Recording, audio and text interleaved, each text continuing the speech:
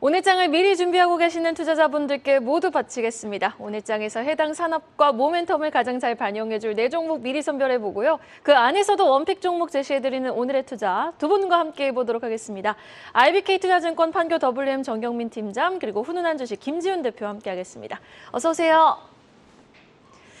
자, 밤사이 뉴욕 증시는 노동절을 맞아 휴장에 들어갔고요. 지난주 금요일 뉴욕 증시는 일단 부담스러운 유가와 국채 금리 상황을 마주하긴 했지만 전거래 또 국내 증시는 양호한 모습을 보였거든요.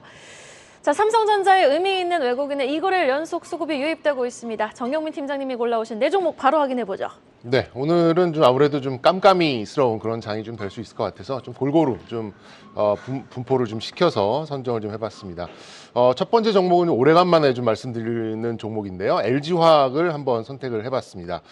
일단 어제 좀 경기 민감 섹터 종목들이 일제히 좀 강세를 좀 나타냈는데 거기에 따른 좀 연속성은 오늘도 좀 기대해 볼 수 있겠다라는 아이디어에서 좀 출발을 해봤고요. 일단 유가 상승과 정제 마진 확대에 따라서 이제 한때 좀 가동이 중단까지 됐었던 석유화학 업체들의 좀 가격 전가가 좀 이 제품 가격으로 반영될 조짐이 좀 있지 않나 이렇게 좀 보고 있습니다. 다만 이제 매출을 자극하는 요인이 경기 확대에 따른 그런 수요의 확대가 아니라 공급의 좀 가격 전가에 좀 기인하기 때문에 상승폭이 조금 한정적일 수 있다라는 이제 그런 생각들도 있긴 있는데요. 어제는 또 중국의 배터리 과잉 공급에 따라서 일부 국내 2차 전지 소재 업체들의 강세가 좀 나왔던 만큼 오늘도 조금 긍정적인 시각으로 보셔도 좋겠다라는 말씀드리고 싶습니다. 두 번째 종목은 신세계 인터내셔널입니다. 지금 중국과 일본의 그런 갈등이 약간 좀 정치적으로 좀 깊어지는 그런 양상이 좀 있죠. 그렇다 보니까 국내 방문 수요로 전환되는 그런 움직임들이 좀 눈에 보이고 있습니다.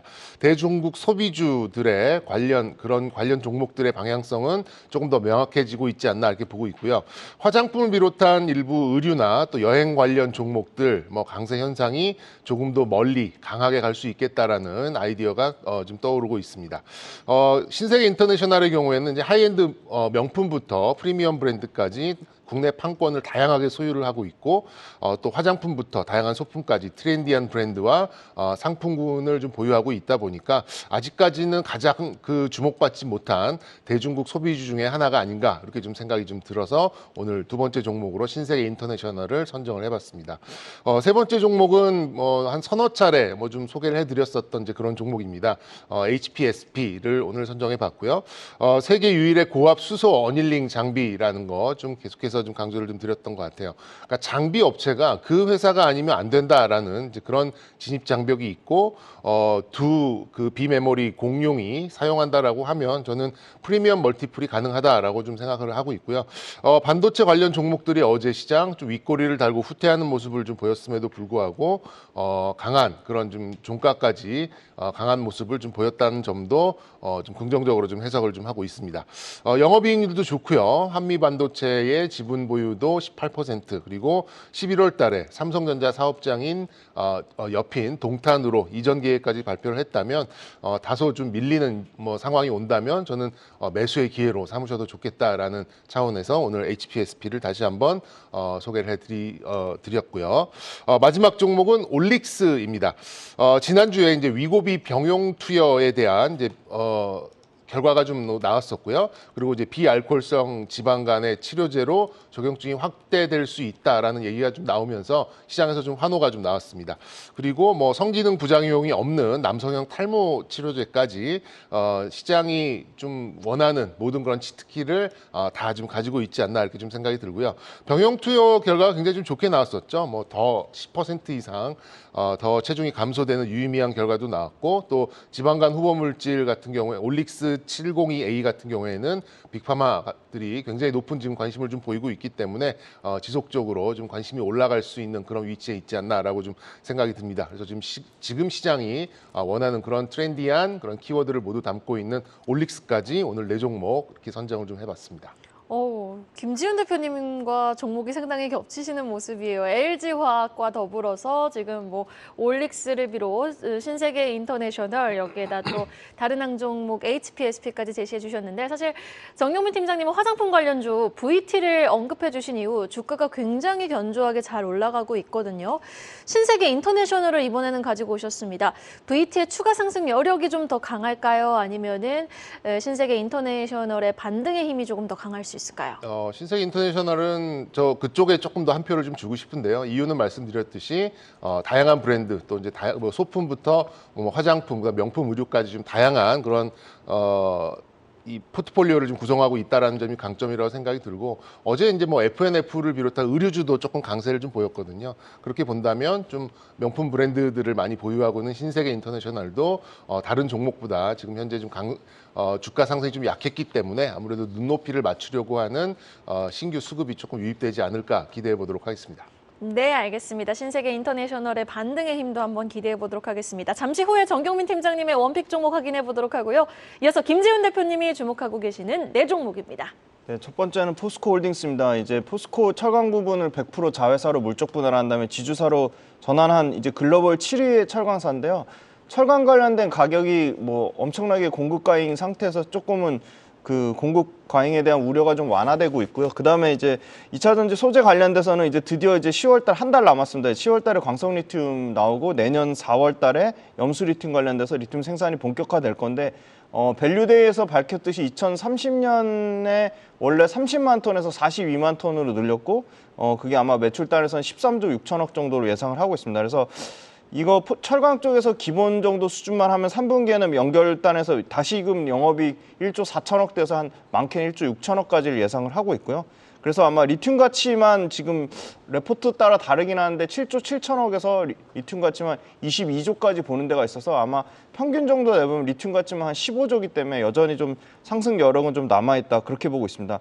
그다음에 이제 세아제강인데요. 해상풍력하고 LNG양 판매가 증가할 것에 따라 세아제강도 뭐 분기당 이제 연간으로는 영업이익 한 2천억 정도 예상을 계속 하고 있습니다. 그래서 국내 대표적인 뭐 1등 강간 제조사로 156만 톤의 강관 생산 능력을 가지고 있고요. 그다음에 아마 미주 쪽에서 상당히 기대를 하고 있습니다. 미주형 유정관하고 송유관 쪽의 비중이 점차적으로 계속 확대되면 당연히 고마진을 유지할 것으로 보고 있고요.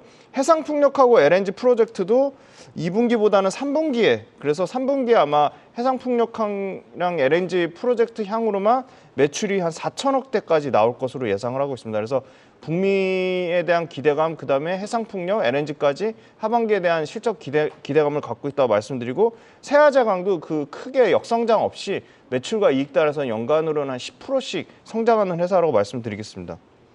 그다음에 이제 세 번째는 성광밴드인데 이것도 역시 LNG 액화 천연가스랑 좀 관련이 있습니다.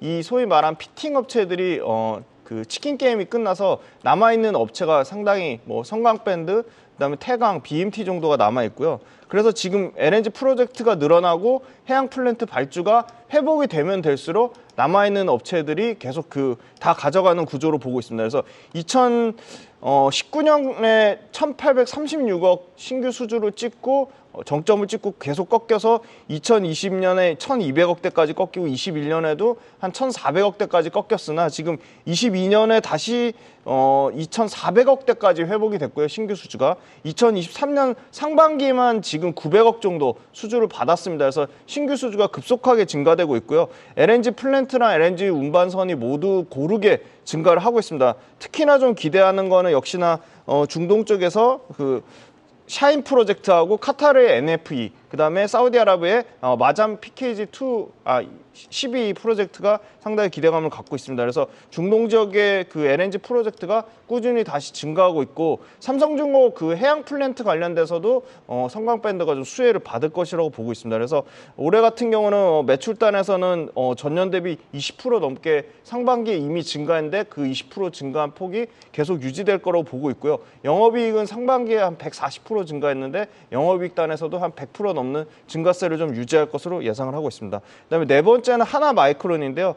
최근에 삼성전자랑 하이닉스 모두 동남아 투자가 확대되고 있습니다. 삼성전자는 SFA 반도체를 필두로, 하이닉스 같은 경우는 하나마이크론 필두로 지금 중국에 집중했던 생산 설비를 분산화하고 있습니다. 올해부터 2025년까지는 매년 그 하나마이크론의 베트남 공장이죠. 하나마이크론 비나를 매년 33% 이상을 계속 증설을 예상을 하고 있습니다. 그래서 2분기에 드디어 이 베트남 법인이 흑자 전환에 성공을 했고 영업이익 약 70억 정도를 기록했고 매출은 전년 동기 대비 30배 정도 늘어난 한 1,200억 정도를 기록했습니다. 그래서 베트남 자회사를 통해서 외형 성장이 본격화될 거라고 보고 있고요. 이 베트남 쪽은 고용량 고성능 모바일 외에도 서버라든지 그다음에 모바일 외에도 PC향 제품 수요가 서버와 PC향 제품 수요가 꾸준히 증가하고 있다는 점 말씀드리고 지금 이제 서버 제품이 대부분인데 어플리케이션이 지금 계속 다각화되고 있다. 그렇게 말씀드리겠습니다. 네, 알겠습니다. 포스코홀딩스에 대해서 추가적인 질문을 드려보고 싶습니다. 지금 SK증권에서는 목표가 70만 원까지 제시한 상황인데요. 사실 우려스러운 부분은 철강 부문 실적이 전 분기 대비해서 이번에는 좀 소폭 감소할 것이다라는 우려의 목소리도 나오고 있는 상황 속에서 당분간 좀 주가 흐름을 어디까지 상방을 좀 열어두면 좋을지 여부에 좀 시청자분들이 많이 궁금하실 것 같거든요. 어떻게 보세요?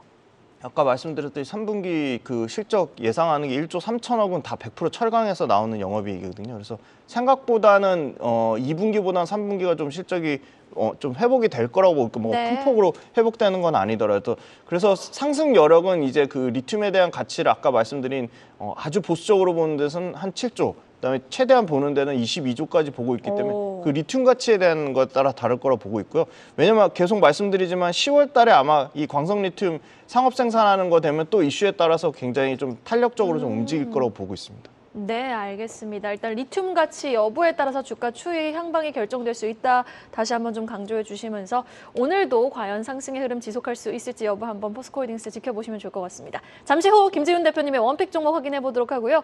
이어서 정경민 팀장님의 원픽 종목 어디서 골라오셨을까요? 네, 좀 식상하실 수도 있을 것 같은데, 식상해요. 네, HPSP를 말씀드리려고 합니다. 김지훈 대표님의 첫 출연 네. 종목이었어요. 그러니까 일단 뭐 영업이익률이나 이런 좀 재무적인 것만 좀 직관적으로 보더라도 회사가 좀 딱 당기는 게 좀 있거든요. 그래서 좀 깊이 공부할 뭐 그런 거리가 충분히 있는 그런 종목이라고 생각이 들고요. 그러면 이제 과연 그 수소 어닐링이, 그러니까 어닐링이 도대체 뭔데 그렇게 많은 이 높은 이제 그런 영업이익률을 가져갈 수 있는가 이런 거를 좀 이렇게 알아보실 필요도 저는 있다라고 생각이 듭니다. 그러니까 일종의 이제 사람으로 좀 비유를 하면 저는 사우나로 좀 비유를 해드리고 싶어요. 사우나요? 네, 일종 이제 웨이퍼들을 이제 가공하다 보면은 이제 굉장히 많은 그런 굴곡이나 뭐 여러 가지 파티클 이런 것들이 좀 묻게 돼 있거든요. 그러니까 일종의 안정화나 뭐 스트레스의 해소 작업 이렇게 보시면 될 것 같아요.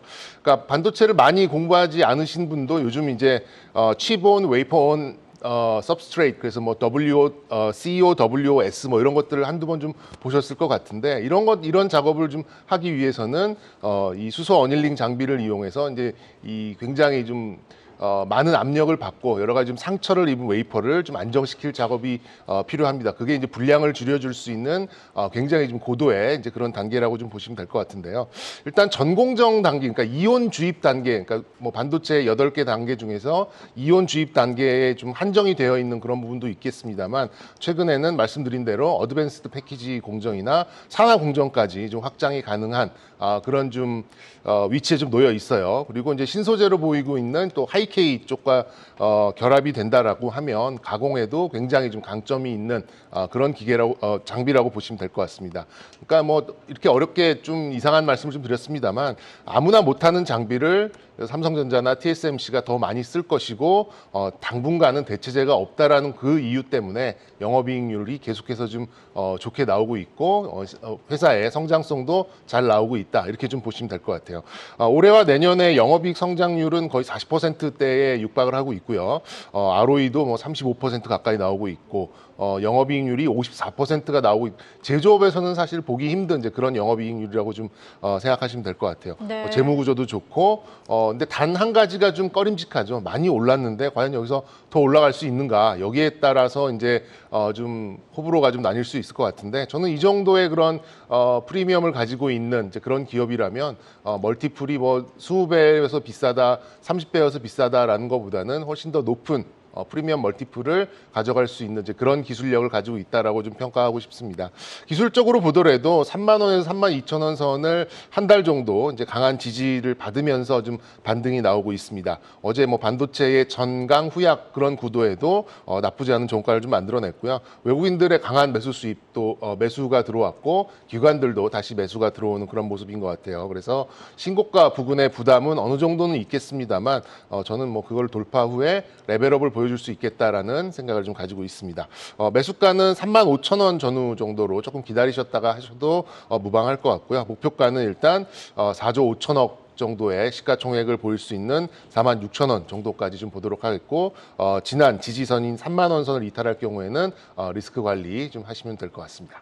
네, 알겠습니다. 전고점 부근 3만 9천 원을 돌파하면은 4만 6천 원 도달도 뭐 충분해 보인다라는 관점에서 가지고 오셨는데 영업이익률이 정말 상당하네요. HPSP의 주가 상승 흐름 한번 기대해 보도록 하겠습니다. 이어서 김지훈 대표님이 바라보시는 오늘장 원픽 종목 어떤 종목 제시해 주시겠습니까? 네, 저도 약간 반도체에서 틈새 시장을 노리는 종목으로 가져왔는데요. 하나마이크론 주가는 당연히 엄청 부담되는 수준입니다. 많이 하지만 올랐잖아요. 네네, 상한가도 가고. 그렇죠. 근데 주가 올라가는 것보다 만약에 이익이 더 가파르면 더 상승 여력이 남아있다고 보고 있고요. 네. 역시나 이거는 삼성전자 엔비디아 HBM3 그거에 대한 이게 내달부터 공급하겠다는 발표가 났고 거기에 따라 상한가까지 기록을 했는데요. 삼성전자나 하이닉스가 반도체 그 대기업이 첨단 패키징 쪽 그러니까 후공정 테스트 쪽에 투자를 늘리면 늘릴수록 당연히 하나 마이크론은 수혜를 받을 수밖에 없다고 보고 있고요. 하나 마이크론 비메모리 그다음에 메모리 둘 다 하고 있습니다. 그리고 고객사도 삼성전자, 하이닉스 둘 다 고객사로 갖고 있습니다. 그래서 첨단 패키징에 따른 당연히 핵심 수혜를 기대를 하고 있고 그다음에 그나마 좀 다행인 거는 반도체 그 수출 증가율이 전년 대비 상당히 감소는 했습니다. 7월 달에 마이너스 34%에서 8월 달에 마이너스 20%. 저는 이제 계속 그 지표 자체가 이렇게 크게 개선되지 않을 거라고 봤는데 그래도 조금 숫자상으로 조금 유의미한 숫자가 보여지고 있다. 그래서 아마 엔비디아 공급 시작되면 HBM 관련돼서 하이닉스하고 삼성전자하고 그 주가 상승률 차이가 너무 컸기 때문에 그거에 대한 좀 키 맞추기가 좀 나올 거라고 보고 있고 그래서 HBM 점유율 확대되고 파운드리 실적 개선되는 거에 삼성전자의 가장 큰 하나 마이크론이 좀 수혜를 볼 것이라고 보고 있고요. 보니까 연간으로 영업이익단에서 거의 50% 넘게 성장이 나오고 그 추세가 25년까지 이어질 거라고 보고 있어서 매출단에서는 2025년에 한 2조 매출을 바라볼 정도로 상당히 견조한 매출 성장을 예상을 하고 있고 그다음에 고가의 웨이퍼 그 소재로 들어온 부분이 상당 부분 상반기에 비용 처리가 돼서 비용단에서도 좀 절감 효과가 있다. 그렇게 말씀드리겠습니다. 네, 구체적인 가격 전략까지 제시해 주시죠. 네, 그래서 오늘은 조금 조정이 나올 것 같아서 한 8% 정도 조정 나온 가격대에서는 저는 매수가 가능하다 보고 있고요. 가격적으로는 한 27,500원. 그 가격이 안 오면 내 몫이 아니다라고 생각하시면 될 것 같고요. 손절선이 훨씬 중요하고요. 22,000원이 깨지면 저는 추세가 완전히 이탈됐다고 보고 있습니다. 네, 22,000원을 이탈하는지 여부 지켜보시면서 27,500원 단에서 좀 매수해 봄직하다라고 제시해 주셨습니다. 오늘 두 분의 원픽 종목의 공통점이 있네요. HBM3 확대, 수혜주 그리고 장비 종목들을 일제히 좀 제시해 주셨습니다. 한번 HPSP 그리고 하나 마이크론의 추가 상승 여력 응원해 보도록 하죠. 지금까지 김지훈 대표, 정경민 팀장이었습니다. 오늘 말씀 고맙습니다.